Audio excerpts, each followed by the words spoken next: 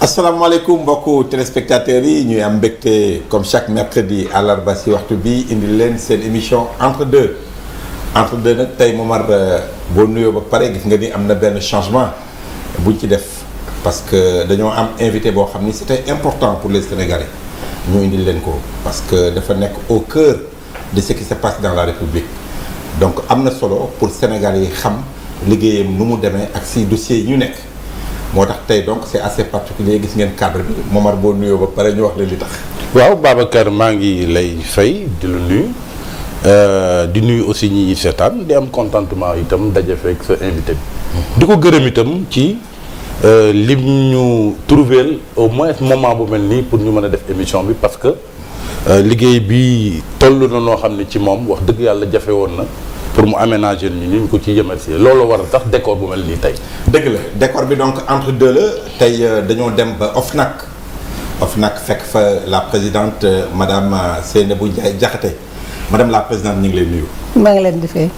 di am mbégte ñëw fii tey parce que xam ngeen ni c'est vrai que OFNAC génn na ay rapport yàggul dara waaye OFNAC bu génnewul rapport sax dafa nekk au cœur des institutions au Sénégal xam nga depuis le président Macky Sall ñëw daal di koy indi daal di ne sa fameuse phrase CREI bi pour ñële la waaye OFNAC bi pour ñun la.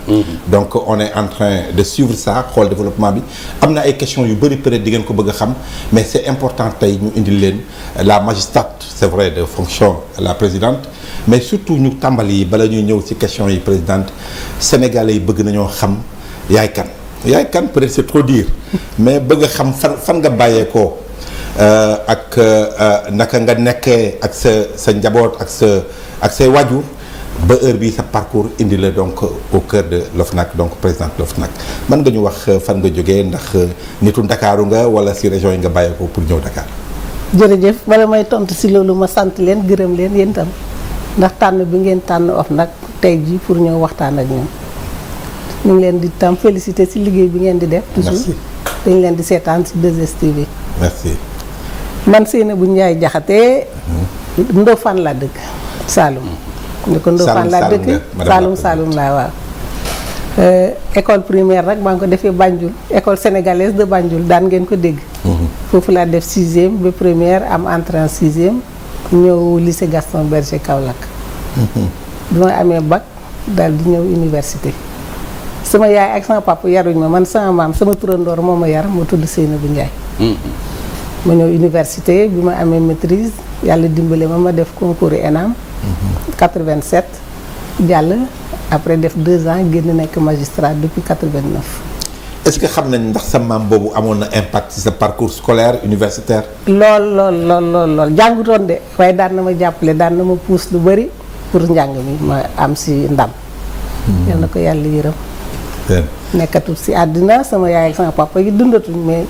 yal na leen yàlla yërëm ñoom. amiin ENAM googu nga tudd sànq bi nga fay dugg yaa ngi fa dugg en étant major de promotion te defe naa jamono yooyu xam naa néewoon na lool ci jigéen de nekk major de promotion ci école bu yor doyuwaay boobu. li ma mën a wax si loolu mooy bi ñuy def concours bi 300 candidats lañu wax. léegi 7 places lañ doon jël. 7 pour magistrature ci 300. xam nga day am concours magistrature am concours général. concours magistrature bi 7 lañ doon jël léegi. yàlla baaxee ma jiitu si bi ñuy dugg ENAM ma génn nekk substitut du procureur Dakar pendant 9 ans nekk nag si mbiri xale yi droit des enfants nekk tribunal pour enfants jógee fa dem Thiès comme procureur am fa 4 ans dellu si waat Dakar comme doyen des juges def 4 ans génn nag dem Ouagadougou cour de justice et moi comme avocat général nekk fa ba mu yàgg ma nekk premier avocat général dellu si ñëw cour suprême nag laa jógee ñëw OFNAC. est-ce que mën nañoo xam lan moo la xiir si jàng droit est-ce que da nga am influence am koo xam ni ci nga jàngat pour mën a jaar chemin boobu. de aw ma influence bëggoon yoon rek bëgg dëgg. am na fi jógee bëgg dëgg boobu amul dara lu la marqué si sa parcours peut-être enfant jeunesse ba nga ni man de vraiment bu ma defoon droit dina baax. li ma wax léegi rek maam ji nga nekkal mu lay wax del wax dëgg del def nii li mu lay wax yëpp tegu ci yoon nga ne naa dem nag jàng nag fi ñuy jàngee yoon dëgg-dëgg pour mun ko wane nag. loolu bokk na ci li ma ci xeex. wax nga ko léegi ci sa jaar-jaar dem nga ba nekk doyen des juges. waaw muy poste bu sensible nag. mais lu weesu sax ngir doyen des juges ci sa parcours magistrat est-ce que am na ci loo xam ni wax dëgg yàlla marqué na la ba ci jamono yi yaa ngi koy fàttaliku. bari na benn laa si mën a joxe exemple ni xam nga nee naa la léegi nekkoon naa tribunal pour enfants. comme substitut. tribunal pour enfants bu ñu indiwaan xale bu def dara du day mel ni dañuy waxtaan ak moom comme nit ñi toog. naan ko del defee nii li ñu naan mesure éducative daal moom lañ daan gën di wane. mu am benn xale boo xam ne dañ ko daan jàpp di ko jàpp saa yu ñëwee ñu waxtaan ak moom. ba benn bés mu ñëw ma ne ko tey nag moom waxtaan amul tey moom di ko dem kaso. mu taxaw ba mu yàgg ne ma waaw nag weq na doomam waaye bañu ko. xale bi moo la wax loolu xale bee wax loolu waaw. loolu ba léegi dama koy fàttaliku. mais est-ce que solution boobu c'est bien que ñu dugg ci un peu ci enfance peut-être doog a génn. amoon na ay centre de rééducation wala centre yoo xam ne. centre de sauvegarde. centre de sauvegarde. amoon na ñaniñ ak yooyu yëpp.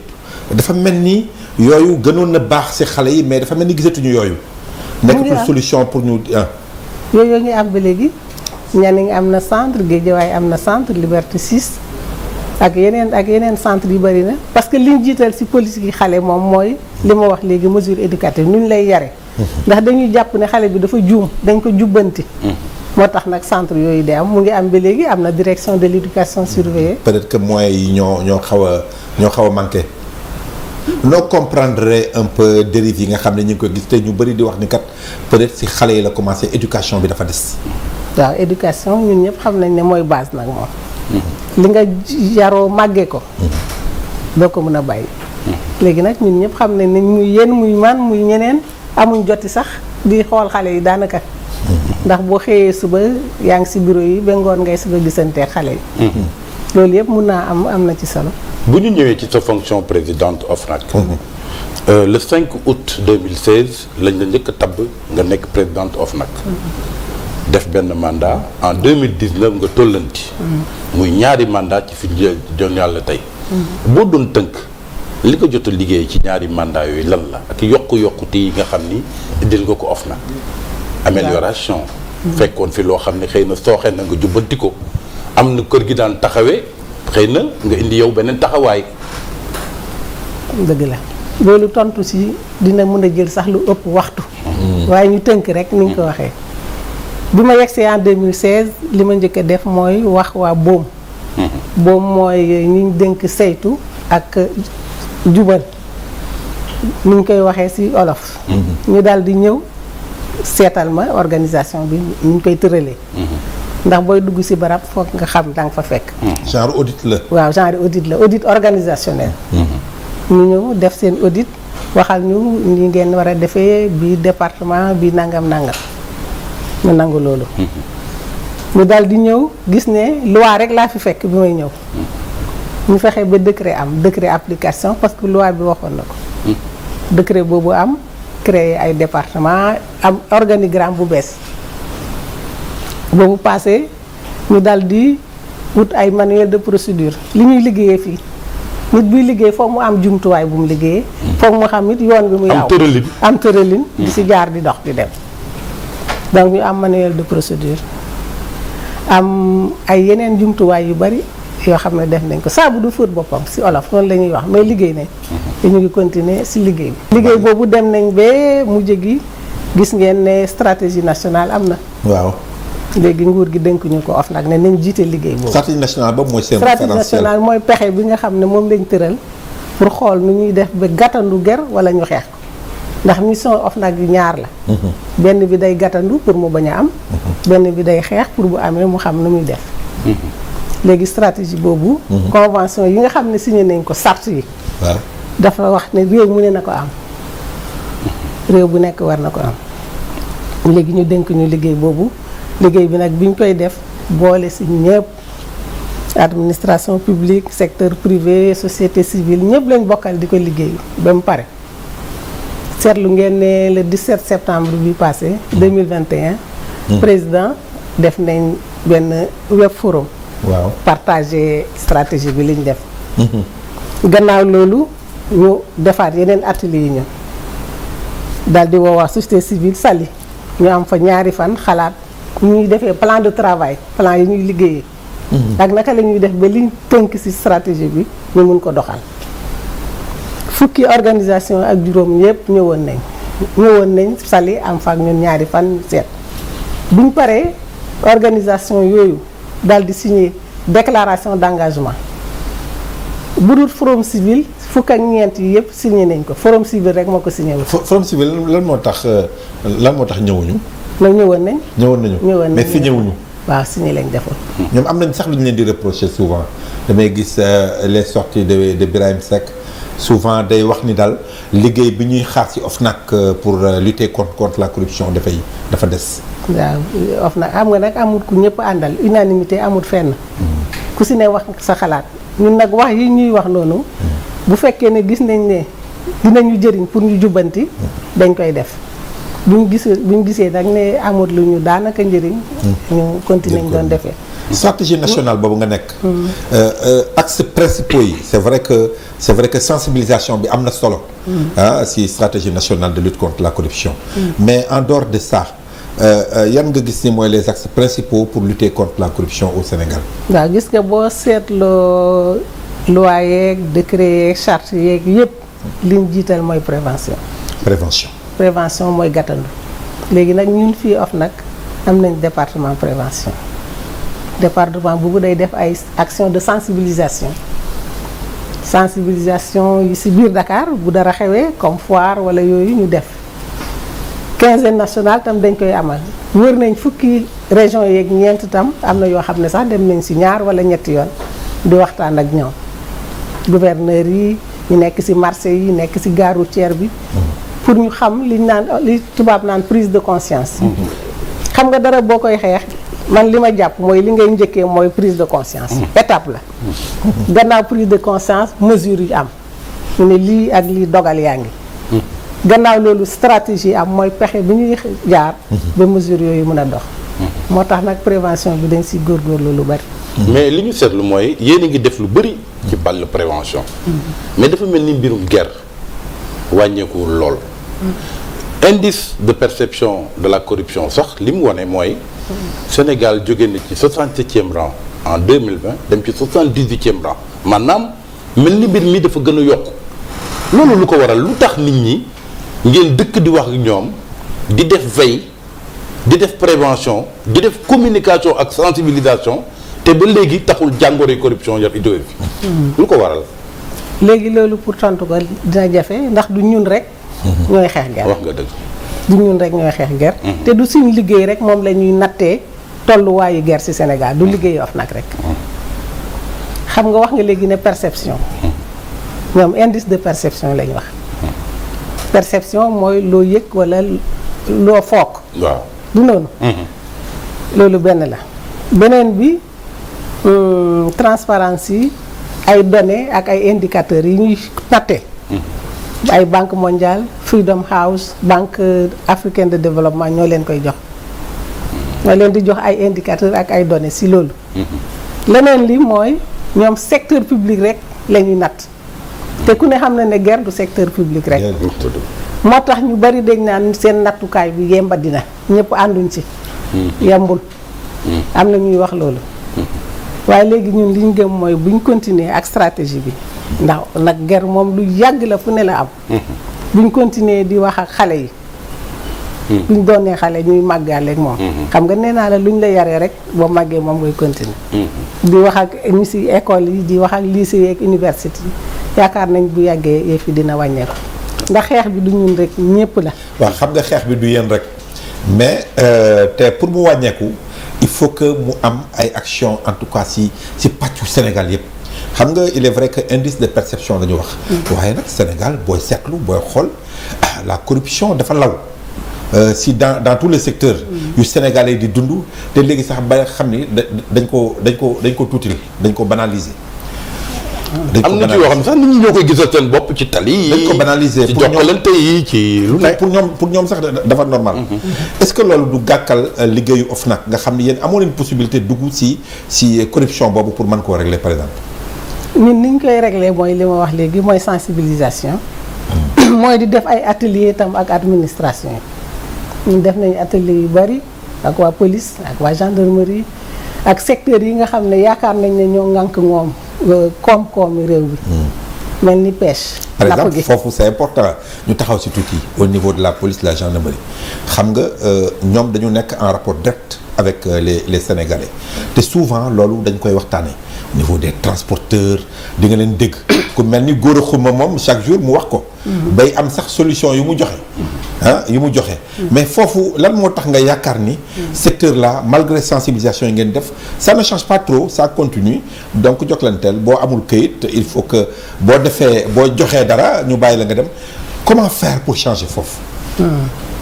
mooy li ma wax léegi sensibilisation bi am na xam nga nee naa la dem nañ ba ay gare routière di waxtaan ak ñoom dem nañ ci marché yi di waxtaan ak ñoom. fan la changement bi war a amee. comportement nit ñi ak seen xel lim leen may xam nga guerre du loo xam ne xeex ko benn bés mën na koo jeexal. ñaari fan mënu koo jeexal. kenn tam mënu ko ñëpp a ci war a jàpp. dëgg la yow ni nga xalaatee ne guerre du lu baax dañ bëgg nag sénégalais bu ne toog di xalaat ne guerre kat du lu baax kon waruma ko def. loolu mooy mission bi ñuy wax sensibilisation. am na leneen mooy xeex bi. moom nga nee naa la ñaari mission principale. sensibilisation bi ak. waaw xeex bi mooy li ñu naan lutte contre la corruption léegi loi bi ñuy liggéeyee jox ñu doole yu bari pour xeex boobu. benn bi si doole yi ni nga ko waxee présidente bëriwul loolu de. dañ ci ñëwaat. doole bi am na solo ndax ñun léegi suñ liggéey investigation boobu bu ñuy càmbar.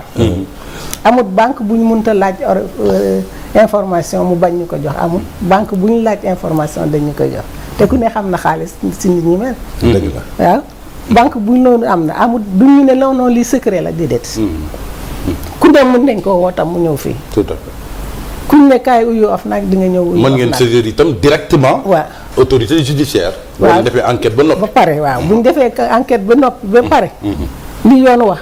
mooy dal di jël jox ko autorité judiciaire. foofu nag buñ ko koy jox. waaw buñ koy jox autorité bi dañ ko naan càmbar bi ñu càmbar yaakaar nañ ne diw war nañ koo mun a topp ndax lii ak lii mooy ger mooy wuruj ak lépp lu ko nuru. loolu sax loolu lañu foofu ngeen di yem foofu leen ñu yemale. foofu ngeen yemagum. waaw loolu la ñu yoon wax. parce que loolu nekkul limite si yéen. parce que souvent dina am dossier yoo xam ni peut-être yéen liggéey ngeen si di si war yëpp bu demee ba ci procureur mais souvent parfois amoo leen obligation de poursuite. wala tagga témbe foofu yaakaaroon ni war nañoo mën a yokk seen pouvoir tuuti wala seen prérogative. gis nañ tax jokkalante kàddu bi fi amoon ak procureur bi fi nekkoon. nga soññ ko ni ko kat ñun suñu liggéey def nañ ko waaye lu tagewul ci ñun ci yéen la tage. loolu ba léegi sénégalais yi ngi koy fàttali. ñu ngi koy fàttaliku dëgg la léegi li nga wax ni ñun xalaat nañ ko. ndax ñun ñu ngi xoolaat nañ texte yi yëpp gis li ci sooxee ak li ñu ci war a yokk. te fii ak ay fan wax nañ ko keroog bi ñu joxee rapport yi dinañ ko jox président wax ko lu ñu ci xalaat. ndax dafa mel ni doole ji eggut jusqu'au bout. jusqu'au bout. ñun amuñ pouvoir d'infiltration par exemple xam nga loolu jéem a dugg ci nit ñi di xool loolu. d'infiltration. waaw ma jox la. c'est-à-dire lu ñutu. mooy lu ñutu. waaw yéen mais mën ngeen mën a enquête mais mënul leen lu ñutu. dugg fii kii nii loolu yenn yi mënuñ ko. mënuñ tam saisir mooy nangu foqat ci alali nit. waaye xam nga depuis août passé am na benn kuréel bu amaat ñu tuddee ko ONRAC. waaw ONRAC moom loolu mooy liggéeyam moo tax ñun dañuy lëkkaloo ak ñoom ci liggéey bi pour. guerre bi ni nga ko waxee xeex bi egg ba fa mu war a egg. ndax xeex bi comme ni ma koy waxee rek dafa mel ni chaîne bu gudd la ku si ne am si benn lonk ku si ne am si benn lonk ba fa muy yegg. loolu nag moo tax sax ñuy def coopération ak accords yi. ak ay structures yu bari. dëgg la am nga partenaire. léegi fukki fan ci weeru mai bee ñu génn. daje nga ak njiitu réew mi. jébbal ko rapport. waaye seetlu bi mooy ñetti rapport nga booleen doo jébbal ko. rapport 2019 rapport 2020 rapport 2021 laaj bi mooy pourquoi comme ni ko article 17 bi waxee bi nga xam ne moo tënk OFNAC ñu war koo def at bu ne léeg-léeg ñu koy dajale ba mu at ba weesu ñu koy jóg a joxe te Sénégalais yi des fois ñu ni waa mais attends ay fait de corruption ay luxuur yoo xam ne am na ñaari at ci ginnaaw OFNAC soog ko indi tey di ko jébbal président de la République dafa mel ni jaan bi romb ba léegi ñu topp ci wetet bi mbir mi passé na donc du am impact bu ñu agiré loolu jaaxal na la Sénégalais pourquoi rapport yi du génn date bi ñu ko war a soxlaa ngeen boole ñetti rapport muy ñetti at ci ginnaaw soog ko jox président de la République. waaye léegi foofu foog ma taxaw leeral rapport yi ñuy defar ñun ñaari façon yi rapport la ñuy def li nga wax léegi mooy rapport d'activité. rapport d'activité mooy rapport bi nga xam ne li ñu liggéey ci at mi yépp 2 décembre ba 31 décembre dañ ko ciy wax. dinañ wax ci wàlli gàttandu dinañ wax ci wàlli coopération dinañ wax ci wàlli xeex bi. mooy rapport d'enquête yi. boo seetloo rapport d'activité yi li ñuy wax ci mbir yi ñu jàpp ñu yaakaar ne mun nañ leen a topp lu tuuti lay doon dañ koy tënk. mooy nekk ci rapport d'activité bi. léegi nag article 17 bi nga wax dafa ne. at bu jot ñu war a génne rapport xam nga kon rapport 2020 du génn te 2021 jotul. ndax 31 décembre lay jeex. nga commencé defaat joxe.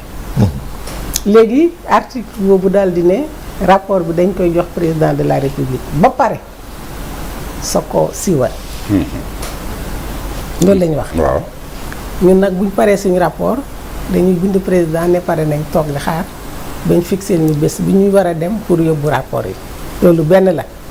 beneen bi mooy ku ne xam na ne 2020 ak 2021 jàngoro ji lëmbee àddina bi tax na liggéey bi fu si nekk xaw naa yéex. Covid bi. waaw Covid bi corona bi tax na yëpp xaw a yéex moo tax yooyu mooy premier rapport yi. rapport d'enquête yi mooy li ma la wax rapport d'enquête yi boo ko gisee dina yem daanaka nii sax mooy rapport bi nga xam ne bu ñëwee tey nañu dénoncer sénégalais bu mu neex nag ak nu mu ko bëggee mun na ko def ñëw nañu man daal seetlu nañ ne sama dëkkandoor bi ma dëkkal fan yi daal am na alal moom lii lay liggéey te gis nañ ne def na lii ak lii ñu ne kon nañ càmbar loolu nag du gaaw ñu nekk si woo ko déglu kii def ay déplacement ba mu pare ñu jébbal procureur ne ko nag ñun fii lañ mën a yem fii lañ ñu yemloo poursuite yow yaa koy def. loolu mooy ñaari rapport yi. donc yi xaay bi looloo koy expliquer. léegi li ñuy xaar ci rapport yi surtout mooy mu am njeexital te ñu bëri dañu yaakaar ni. di ngeen génne rapport def ay recommandations. waaye ñi war a def application recommandation yooyu duñ ci ko def am na ci sax kilifa gu mag goo xam ne nekkoon na ci benn bërëb am loo xam ni tuumaal nañ ko nag ni kii bu ñu ko joxati mukk responsabilité publique fonction publique waaye terewul ñu jox ko responsabilité publique nit ñi dañuy dem ba naan waa mais génn rapport rek nit ñi coow ko ñaari fan ñetti fan mais après du am benn njeexital te la ca nag wax duñ ko jëfee lan moo waral pourquoi yaakaaroon ni que quand même application yi war nañ ci taxaw bu baax a baax. waaw mooy li ma wax léegi rek ñun dañu rëddal fi ñuy jaar nañu fii ngeen di yem buñ mën a jéggi nag fi nga xam ne foofu la ñuy yem def nañ recommandation mais recommandation yi comme ni ñu koy waxee recommandation la rek ki nga xam ne moom mooy jël décret wala ki nga xam ne mooy nommé moom mooy seet léegi kii lay nommé wala lii da ko appliqué wala déet ndax recommandation du obligation du loo xam ne forcé la suñ xalaat ñun lañ xalaat wax ko non léeg-léeg sax dina ëpp xalaat parce que bu ñu xoolee rapport yi ngeen génn ci 94 milliards yi ñu doon wax ñu ciy tudd Mamour Diallo ku mel ni Mamour Diallo dama lire ñu ne ci seen rapport association de malfaiteurs faits prévus et réprimés par les articles 238 à 240 du code pénal escroquerie portant sur des deniers publics faits prévus et réprimés par les articles 152 et 154 du code pénal tentative d'escroquerie ak yooyu yoo xam ni peut-être du seetlu rek mais dafa dem ba nga xam ni da ngay ne laal fa baaraam te loolu yow du la jaaxal lu mel noonu ñu koy teg si ndoddu nit te du jeexi fenn du mujj fenn donc seen liggéey vraiment li ko limité bëri na. suñu liggéey li ko limité bëriwul de da nga naan. ñi war a ñeneen ñi topp. ñi war a topp yegguñu fa ñoom ñoo yeggut. loolu du la naqari du am benn goût d'inachevé par rapport ak travail bu am solo bi ngeen def. non mon travail est bien achevé ñun kay suñu liggéey sotti na ndax ñi may liggéeyal ma profité sax di leen gërëm ñoom ñëpp. ndax ñu ngi jàpp bu baax si liggéey bi ku si ne yaa ngi def sa wàll muy collaborateurs yi muy collègue yi def nañ seen liggéey ba pare jox ma bu dossier enquête pare dañuy indi fii ma xool. suñu xoolee ba pare. ma ootewaat assemblée des membres réunion 12 membres yi ñun fukk ak ñaar lañ ñu toog ubbiwaat dossier bi di xool mais kii de war nañ koo mun a toppee. war nañ koo mun a toppee. waaw ba pare nag teg ko si firnde yu leer. indi li loi bi wax xam nga loi moom loi la rek président yaa ñu gën a xam. xam nga bañ naan firnde gis nga yoon waxtu fu ñu si toll rek am na lu ñuy tuddee lenn. firnde ñu ngi koy wax bu taxawee kanami tribunal mooy preuve. d'accord. fii présomption la. présomption ngeen nekk présomption lañ nekk. dëgg la loolu mën nañu ko lu mun a nekk wala lu munta nekk waaye ñun joxe nañ suñu xalaat ne ñi la. procureur bu àndee ak ñun procureur buy poursuivre sax loolu lay wax. indice grave et concordant de nature A. juge d'instruction di def enquête di xool am na wala amut à charge et à décharge ni ñu koy waxee. bés bu ñu yeggee nag si barabu atukaay ba taxaw. foofu lañ naan moom la wala du moom parce que ba balaa loolu dañuy jàpp ne rek yaa li ñu naan présomption d'innocence dañ naan du moom ba tribunal ne moom la. tribunal moo war a leeral moo war a mais am na ñeneen ñoo xam ne nag dañ leen a jam baaraam ku mel ni Wari Kabirou Mbodj moom nee na le dossier est encore pendant devant la justice tout ça naka la OFNAC ma ne dans ces conditions là génne rapport si Wari di ko condamné. nee na sax di la porter plainte de waaw wax na loolu. waaw bu ñu porter plainte rek ñu dem uyu tontu waaye eggaguñ ni ma ko waxee léegi eggaguñ ci certitude si lu wóor. ay présomption la moom lañ gis moom lañ joxe. dafa am loo xam ne tam nit ñi dañ ko war a jàpp mooy liñ naan droit à l'information. da ngeen war a xam information muy yéen muy keneen léegi nag li métti mooy nu ñuy def ba boole droit à l'information ak secret de l'instruction. ban équilibre lañ mën a am si ñaar yooyu loolu moom xam naa beneen émission mën nañ ko wax. lu bari. léegi loolu la moo tax foog ñu wax tuuti ba nit ñi xam mais nag duñ ne ko condamné nañ la. léegi ci loolu. am na ay réformes sax yoo xam ne yéen sàkku ngeen ko. nii il faut que même bu fekkee ni OFNAC am na luñ ko cërale ci ay sañ-sañ war nañ fexe ba mbirum déclaration de patrimoine ñu yaatal ko yóbbu ko ba déclaration d'intérêt parce que léeg-léeg ñu lëkkaloo mbirum blanchiment de capitaux itam il faut que ñu xool naka lañ koy dugale ci dispositif bi pour yokk dem nga sax ba ni ci réforme yi sàkku nañu déclaration de patrimoine ñu koy siiwal comme ni ñu koy defee ci yenn réew yi yu mel ni Niger yu mel ni Burkina parce que nag bu fekkee askan wee tax mu jóg il faut que ñu koy yeggale askan wi waaw réforme yooyu foo lañ ci toll balaa nga yegg si siiwal bi est-ce que déclaration de patrimoine bi d'ailleurs Momar est-ce que mi ngi demee ni ngeen ko bëggee parce que bëri woon na coow lu bëri si ñi nga xam ne dañoo bañ déclarer seen patrimoine c'est ça nit lu à commencer par les chefs d'État nit lu mu xamul rek daf koy ragal xam nga déclaration de patrimoine lu bees la Sénégal bi mu amee ba 2014 lañ ko soog a commencé di wax bu ko defee nag dinañ ko ragal ndax li mu bees dinañ ko ragal ndax li muy laal muy alal c'est vrai déclaration de patrimoine mooy ñëwal yow monsieur Dione wala monsieur Diong wax ma loo am ndax yaa ngi gérer budget bëgg nañoo xam mu leer xam nga président de la république ñu di ko gërëm moom it di ko sant mu ngi teg yépp si lu leer transparent est-ce que déclaré na moom patrimoine am moom du fii lay déclarer moom président de la république conseil constitutionnel lay def déclaration fii ministre yi ak chef d'institution yi ak ñi am budget bu ëpp 1 milliard ñoom ñoo def waaye li may wax léegi ñun xalaat nañ ko si loi bi ñu koy kii déclaration d'intérêt sax romb nañ ñun conflit d'intérêt la ñu. conflit d'intérêt dëgg la. egg nañ ba conflit d'intérêt man bi ma ñëwee OFNAC gis ne coow li bari na li ma def xam nga ku ne ak sa xalaat dama ne nañ waxtaan boo xamul ngay ragal mais boo xamee doo ragal man ak samay collaborateurs ñuy ànd di recevoir délégation ministre yi wala ñun ñu dem nangu woon naa dem ba benn ministère ñu toog ma expliquer leen déclaration de patrimoine mooy lii lay jëriñ lële lay jëriñ ñu bari dañ ne ay fi mu ne suñu xel dal na xamuñu woon gis nañ nag ne am na njëriñ lu bari ndax déclaration yi léegi egg nañ plus presque 65%. ah oui 65% ba léegi dafa 65% c'est-à-dire téeméer bu ne. juróom-benn fukki yëg juróom. alors que obligation la. je crois obligation la mais obligation bi xam nga li ñuy wax ci français obligation bu àndut ak sanction bu dëgër lool. daanaka du kii. ñun amuñ droit de sanction OFNAC fii. ki nommé assujetti bi moom moo am droit de sanction. loolu tam bokk na ci li nga xam ne ñu ngi koy jéem a ut ci texte yi. bu ñu amee droit boobu xëy na yëf yi dina gën a. mel ni soññ bi président doon soññee. ni képp ku ko warloo demal def ko. dafa mel ni soññ boobu amul benn njeexital. am na njëriñ ñoom ñëpp def nañ. ministre yëpp def nañ déclaration de patrimoine. chef d'institution bu dul kenn ñëpp def nañ déclaration de patrimoine.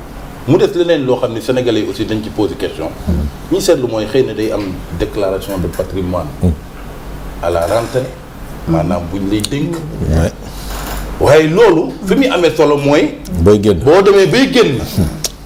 ñu nattaat sa am-am. xool ci diggante bi ndax am nga fi loo warata am wala déet. waaw est-ce que loolu ñu ngi koy def. c'est-à-dire ci njeexital gi nga def at déclaration. waaw ñu ngi koy def.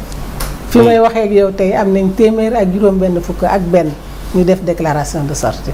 ñuy def déclaration de sortie waaw daf am na. fële ne woon de 65% la boo koy xayma ñaata la ci pourcentage téeméer yi nga wax par rapport à combien. 165. si ñaata yi ko war a def. waaw bon mutu tax genn wàll moom. matul genn wàll. mutul genn wàll gi dëgg la kay. waaw mais nag xam nga déclaration de sortie yi am na si ñoo xam ne yàlla dafay def ñu génn àddina. waaw xam nga dootuñ mën a def déclaration. am ñoo xam ne dañuy démissionné dootuñ ko mën a def ñenn ñi retraité dem dootuñ xam fu ñu leen gisee mais loolu yëpp loi bi ñuy xalaat ni fexe nañ ba dugal si ay pexe yoo xam ne loolu dinañ ko mën a xeex wala dina mën a jeex. noonu la ñuy def. ban sentiment ngay am di gis que ni quand même institution bi même les partis d'opposition ñu ngi gis barki démb le maire de Thiès ñëw na fii loolu quand même da leen di réconforter ci seen liggéey di gis ni en tout cas parti yëpp pour ne pas parler que de politique ñu ngi ñëw jox confiance seen institution loolu quand même c'est une bonne chose pour votre institution. waaw alhamdulilah rabbil alamin ñun loolu mooy suñu liggéey. day mel ni wóolu nañ leen daal les Sénégalais moom wóolu nañ leen peut-être. waaw loolu moom ñu ngi koy sentir. non seulement ci déclaration yi mais ci plainte yi. gis nga boo gisee ci rapport bi daaw 2021. am nañ téeméeri plainte 2021 ñun ubbi nañ juróom-ñeent fukki enquête fii may wax ak yow tey jii ci pour année 2022 bi amagum nañ daanaka 40 yu manqué tuuti. loolu mooy wane ni nit ñi ba tey wóolu nañ OFNAC. kon nag ñu ngi ci sant yàlla bu baax. di gën a góorgóorlu pour kóolute gi gën fee nekk.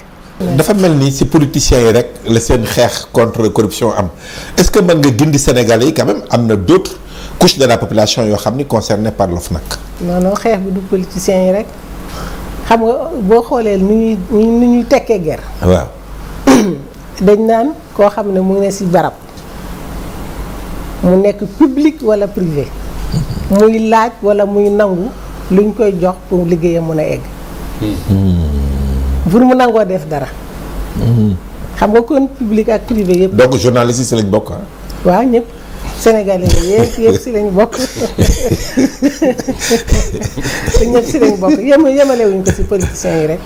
boo gisee li ñuy jot ci ay plainte façon bu nekk dinañ ko jot. waaw. plainte yi bu la neexee sax nga bañ a wax yaay kan liñ naan plainte anonyme am na da ngay ñëw rek bind sa plainte walla nga woote am nañ numéro vert mu ngi nii daal di dénoncer ñun ñu commencé suñu enquête. te plainte bi ngeen koy topp. mun nañ tam kenn waxuñu dara. ñun ñu xamal suñu bopp. ne fee lu mel ni ger mu ngi fa wala wuruj ñun ñu commencé suñu enquête. Ah bon? barki démb rek def nañ ko fi. non parce que loolu c'est important parce que dafa mel ni forum civil da leen koy reprocher daan ne amoo leen pouvoir autosaisine affaire dina am mais doo leen mën a jógal seen bopp dem. ah kay ah yéen a ngi koy def loolu. koy def barki démb rek moo sa mujj dañ naan autosaisine. waaw. dama jot ñaari këyit ma gis ne daal leerut. ma ne kii yëfam leerut xaaral ñu ubbi enquête xool nu mu def bi mun a am këyit bi am bi te ñaari bokkul te kenn nit la. dañuy def loolu. mais mbirum ngay mbirum gerte dafa yaatu de. dafa yaatu. est-ce que am ngeen ci ay enquêteurs lim gu ñu toll. oui. pour mën a matale liggéey bi wala li ëpp ci liggéey bi ñu def ko itam. waaw xam nga sànq bi ñu ma laajee bi ñuy coppite yi am. waaw loolu bokk na si ma njëkk a def ndax bi ma ñëwee enquêteurs yi ma fekk bariwuñ te ñu si bari itam ay prestataires la woon. ma ne man mënuma xalaat mënuma nangu enquête ak prestation. ndax prestataire mooy ku liggéey ba retraité ñu indiwaat la ne la liggéeyal nit bu demee ba toll foofu man ma wóolu ko day xaw a piis ma daal di wuti nag ay gendarme bind di may wax ne guerre bi ñun ñëpp xeex bi ñun ñëpp la bind ñu indil ma ay gendarme ay policiers ñu recruter ay auditeurs ay analystes financiers ñoom ñëpp ñoo fi nekk ak ay magistrats. lim gi takku na. lim bi takku na mut nañ fukk ak juróom waaw mut nañ fukk ak juróom léegi. ñooy def enquête yi bu yokkoo it ba tey. ngeen jël. donc lim bi loolu ci limite la bokk quoi ñu budget bi ngeen bëgg peut-être ñu yokk ko pour vous permettre liggéey bi ngeen gën ko mën a ñoŋal. ñun nag budget bi ñu am wax dëgg yàlla. doy na. duñ ne doy na mais bari na. budget bi bari na te. loolu ñu koy wax bariwul de. ñun si budget bi bari na te saa yuñ bindee président de la république ne ko mu yokkal ñu. ñu ngi koy gërëm di ko sant si loolu parce que chaque fois bu ñu defee requête mosuñoo rejeter suñu requête rallonge la ñuy am. gannaaw budget bi ñuy voter xam nga ñun présidence lañ lëkki si lañ rattaché wu. rattachement institutionnel rek la. le président oui. waaw mooy président du moo ñu naan defee liggéeyee leen nii defareel nii déedéet loolu moom du ko def. waaye nag of nag mënut a nekk comme benn ñebbe si cin rek di kii foog mu am fu mu tax. moo tax ñu tax foofu. c'est vrai mu tax waaye nag fu ñu ko woo wuyu nañu luñ ko laaj it jox nañu ko. kon day wane ne rek li muy wootee muy yorin bu sell yorin bu jub yorin bu leer mu ngi ci.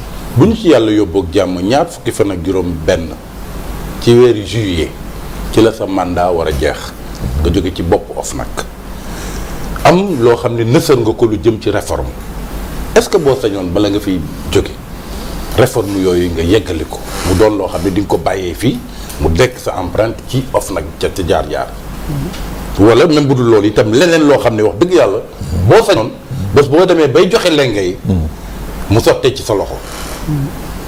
suba nag moom suba yàlla la suba yàlla la moom rek moo xam ñun daal ñu ngi continuer di liggéey ba bés bu ñu naan jaajëf.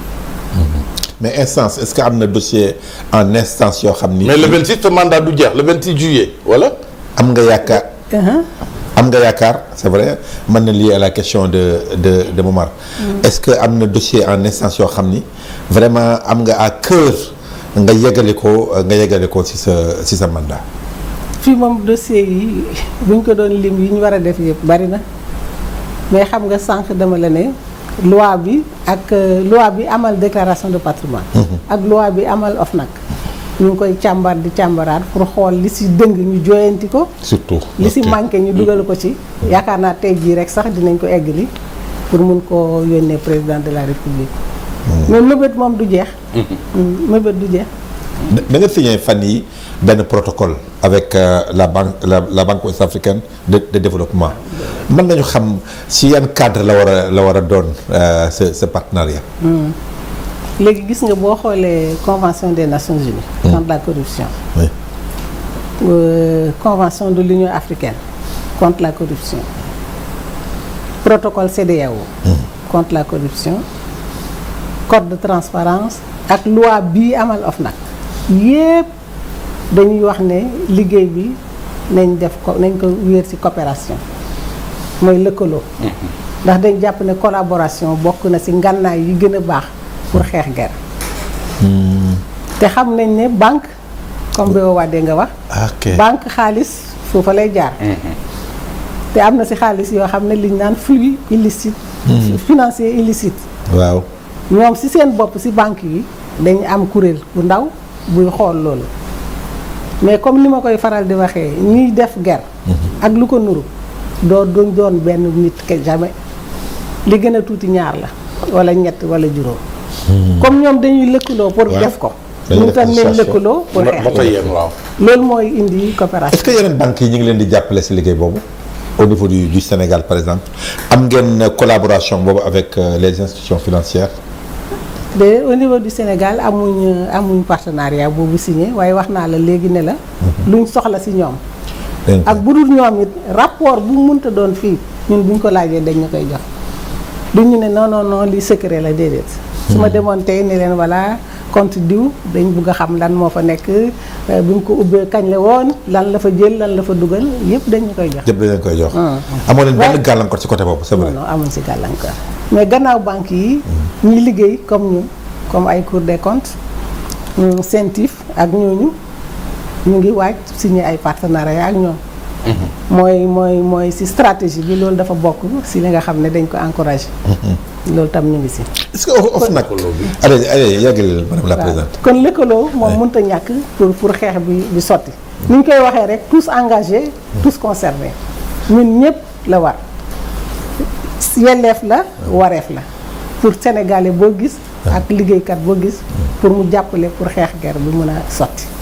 est-ce que madame la présidente mën nga ñoo jox exemple ci dossier boo xamee ni surtout concernant nag kilifa yi nga xam ni ñoo ŋànk réew bi am na benn enquête boo leen def benn boo leen topp ba mu dem ba jeex maanaam ba sanction sax daal ci mujj parce que souvent ba léegi perception bi rek on a l'impression que ñi nga xam ni daal ñoo nekk ci nguur gi ils ne sont pas visés par les sanctions moo tax gis nga am na terme buy ñëw souvent kumba am ndey kumba amul ndey boo nekkee opposition moom comme les cas de Khalifa Sall les cas de Karim Wade mais nguur gi yéen ñi nga xamee ni OFNAC yéenay topp ñi nga xam ne souvent ils sont aux affaires est-ce que seetlu nga ci ay exemple yoo xam ne topp nañ ko ba mu sës ba sanction mujj si. léegi xam nga ci tàmbali dama la ne liggéey bi bu fekkee ne mbiri càmbar la am na fu ñu ko teg muy principe boo xam ne moom la ñuy jiital. présomption mooy secret non secret de l'instruction. secret de l'instruction secret de l'enquête. d'accord ak présomption d'innocence. d'accord xam nga tey su ma ñëwoon rek ni diw moom def na lii. atte naa ko te man atte waruma. weer naa ko te weer ko waruma. c'est que dañ ko gisul Sénégalais gisuñu ko. waaw kilifa réew mi boo xamee ni peut-être enquête topp na ko xam nga wax naa la le cas de par exemple Mamour Diallo moom bu nekk aux affaires. xam nga liñ ci wax ci rapport bi dafa leer. mais pourtant on a l'impression que ça s'arrête là. loolu est-ce que du nekk sentiment de frustration bu mën a nekk au niveau des Sénégalais. malgré le travail quand même bi nga di def yéen au niveau de l'OFNAC. waaw bu fekkee nekk na sentiment de frustration comme ni nga ko waxee. waaw du doon vis-à-vis de l'OFNAC. déedéet. du doon vis-à-vis de l'OFNAC.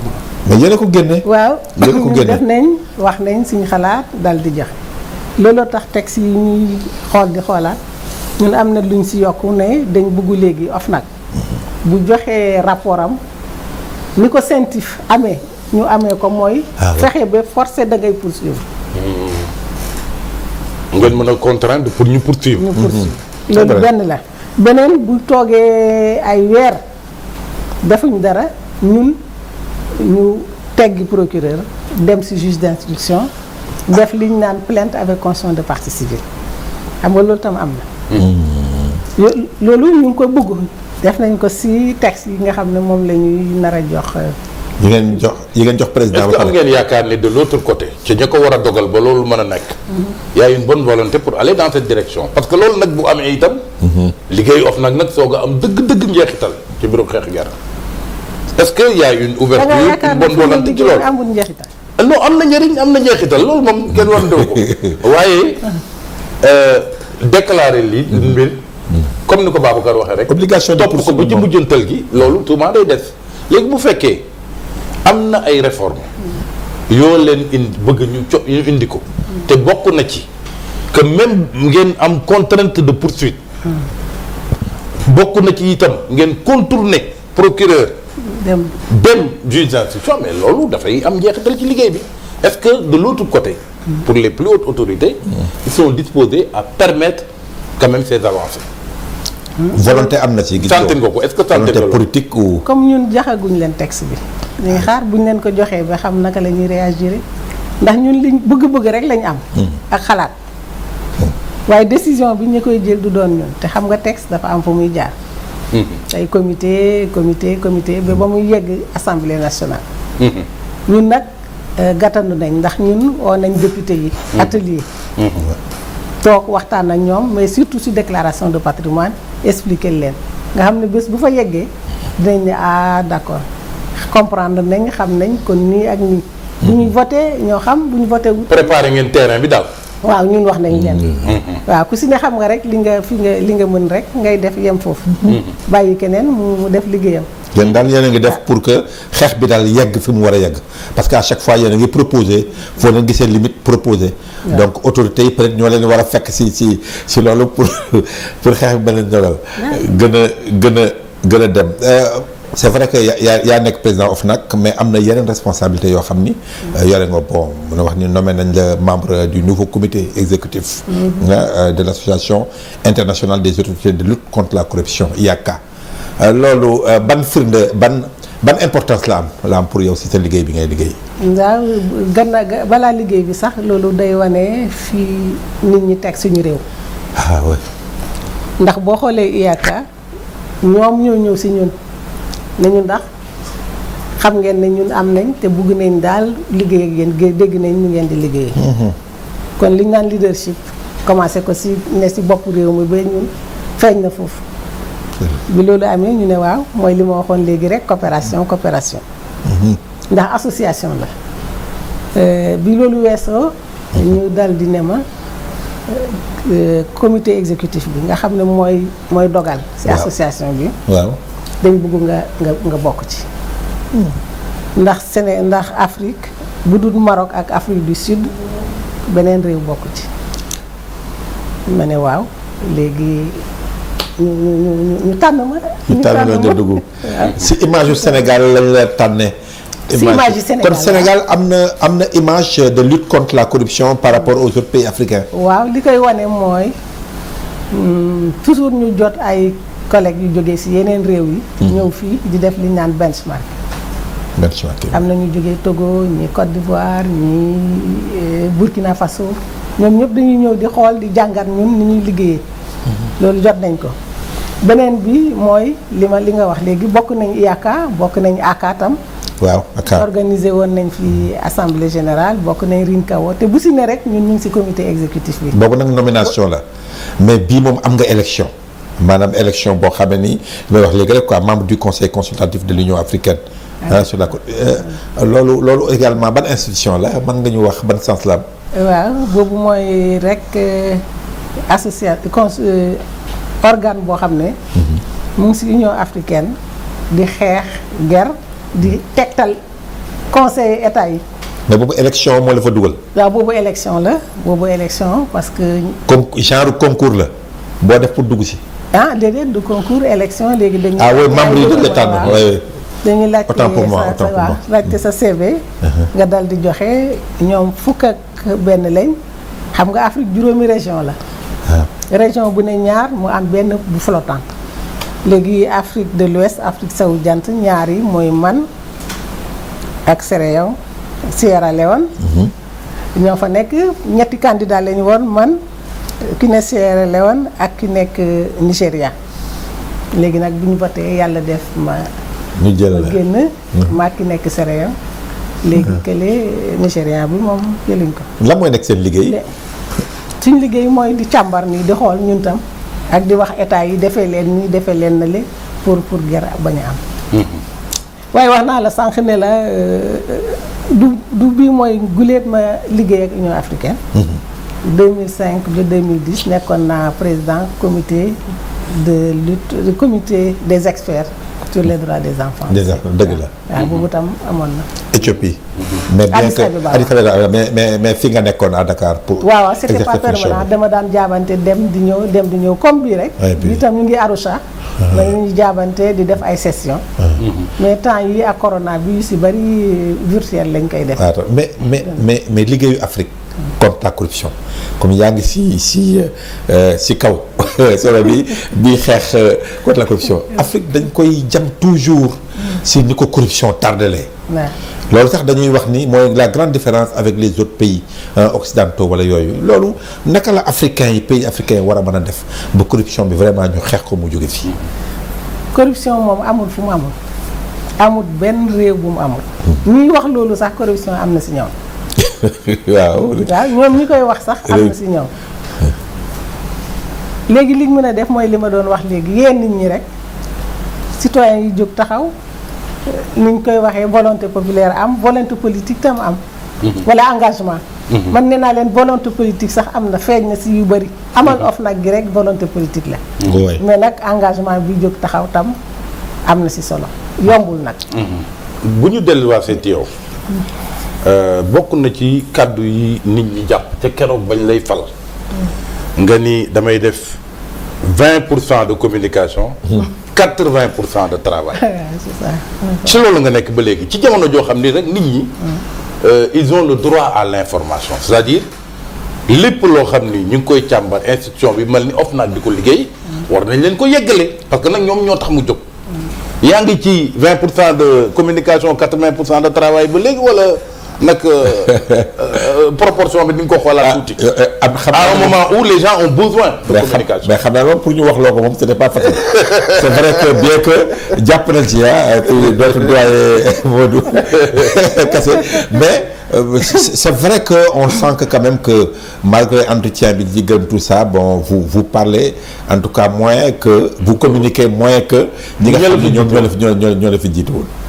c'est une option. wax ji néew na de waaye jëf ji bari na. ok. wax ji néew na waaye jëf ji bari na kilifa du late. xam nga waxtu yu ne dafa am waxtu. doo mun fu nekk bët bu seen nga génn naan lii ak lële bu wax jotee rek nga wax ko. gis nga rapport d'activité yi mooy wane ne nit ñaa ngi xam li ñuy liggéey li ñu daan obligation de rendre compte. foofu la njëkk a feeñee. parce que ñu ngi wax li ñu liggéey. génnee ko ci journaux yi génnee ko ci site bi distribuer rapport yi nit ñi xam ñu ngi def loolu.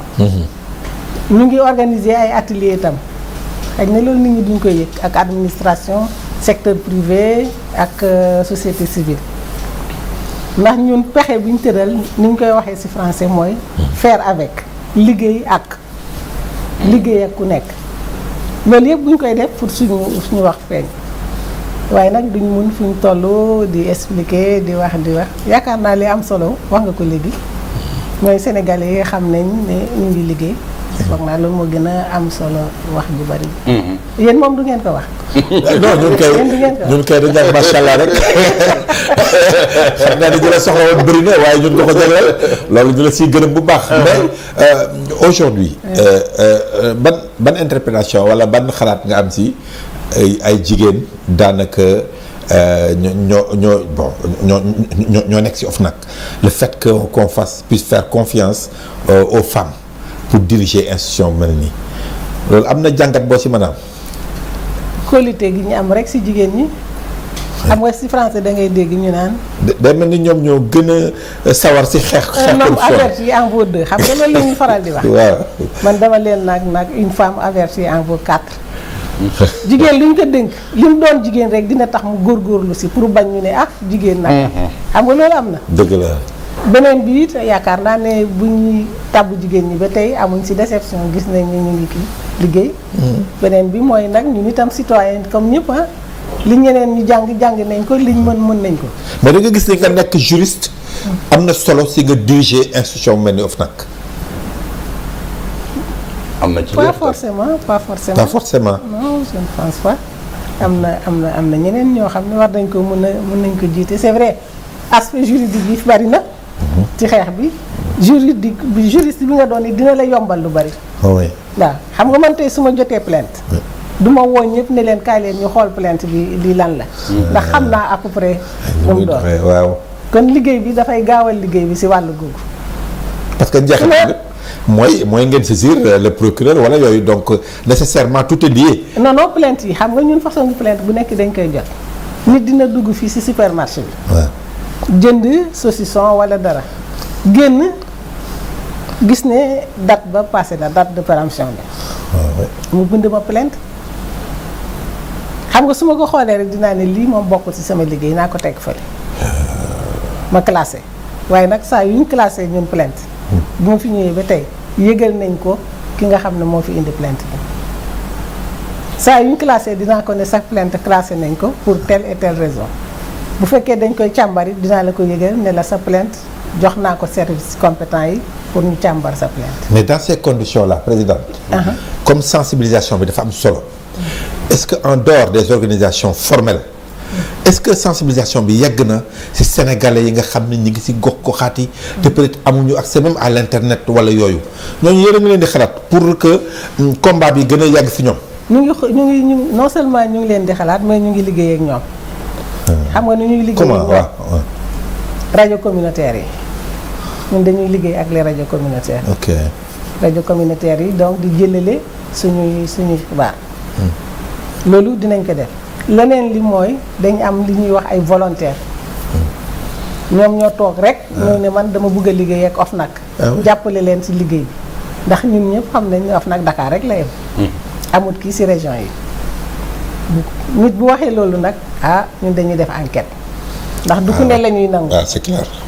bu ñu defee enquête après laaj gouverneur bi nga xam ne moo nekk ak sa région ba duñ ne daal kii mun ngeen a liggéey ak moom ñu ànd di liggéey ak moom.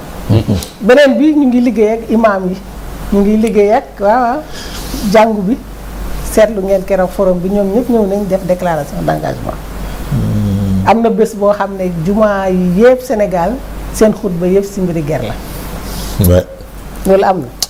labbe bi it dimanche ba. Sénégalais yëpp ci mbiri ger la. Sénégalais de bu leen xutba yi doon changé. président dafa mel ni changé bu yàgg. c'est que on comprend pas finalement fan la problème ba c'est que seen combat dafa metti parce que dafa am yeneen aspect yoo xam ne day mel ni day entrer en jeu.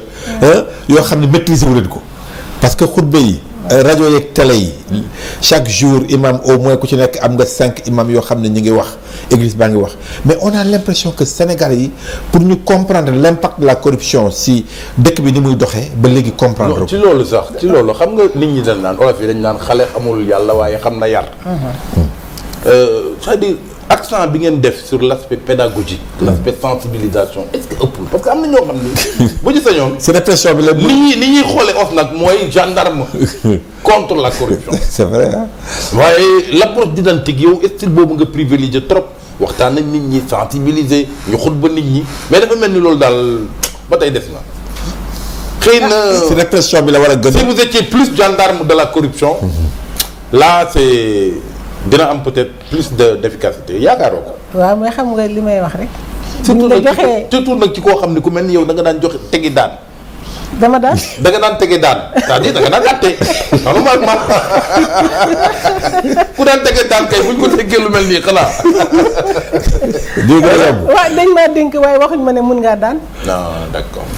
dénk nañ ma waaye waxuñ ma ne daanal dañ ma ne càmbaral rek joxe ma yem fi ma yem loo rek. waaye foofu sax ma leeral tuuti. man musuma nekk juge buy àtte juge du siège. waaw. man juge d'instruction laa nekkoon. ak procureur peut-être waaw mooy li ñu naan parquet. parquet laa gën a yàgg suñu waxee rek dama naan man magistrat du parquet la. parce que fa la ñeenti at rek laa fa def après dal di génn. waaye gis nga li ñuy liggéeyee nii si yoon lañ ko teg yoon moo ñu wax loolu. te boo xoolee texte boo xam ne mu ngi wax yi fi corruption. day commencer ne la prévention répression si français dama naan l'agencement des termes a un sens. oui. suñ bëggoon la gën a kii moom la ñuy njëkkee. parce que dañ naan buñ gàttandoo ba amut dootuñ xeex. waaw dëgg la. loolu la looloo tax ñun ñuy. moom temps bi jeex na. jeex na takk da nga am question wala. ci gërëm président di ko sant ci lim ñu tatagal fii ci bureau jot bi maye ko lool waaye comme ni ma ko waxee sama jël benn wax mu fexe ba xajal ñu ci. di ko ci sant di ko gërëm. di yaakaar ni itam liñ fi wax yëpp defe naa nit ñi mën nañ ci daal am luñ ci tubbee. ci lu jëm ci OFNAC ak taxawaayam ci mbirum guerre.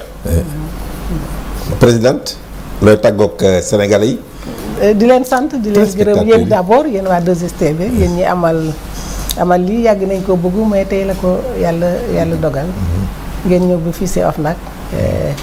may wax ne man bu ma gisee ku ñëw OFNAC di wax ak man di ree dama sama xel day dal. ndax ñaare ñi fi ñëw bu ñëwee dañuy tiit.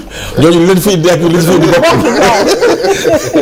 bu ko defee ñu leen di sant bu baax di sant seen waa service caméraman yi ngeen àndal. may santaat samay collaborateur ak samay collègues. di wax sénégalais yi ne leen xeex guerre yelleef la wareef la. c'est un droit c'est un devoir. c'est un devoir. nañ jàpp nag ci seen bopp ne bër bu set. dañuy xeex guerre. am na solo amis téléspectateurs di gërëm également sa équipe parce que accueil bi moom vraiment macha allah c'était un accueil chaleureux. di la gërëm ci temps bi ñu jox c'était pas évident. jëm nañu xool fu ñu ko mën a dugal c'était pas évident mais fexe nga ba sacrifier wu jël 1 heure de temps boo ñu consacré pour l'intérêt des Sénégalais. loolu il faut que ñu wax ko. amit di leen jox daje mercredi prochain avec un autre invité au revoir.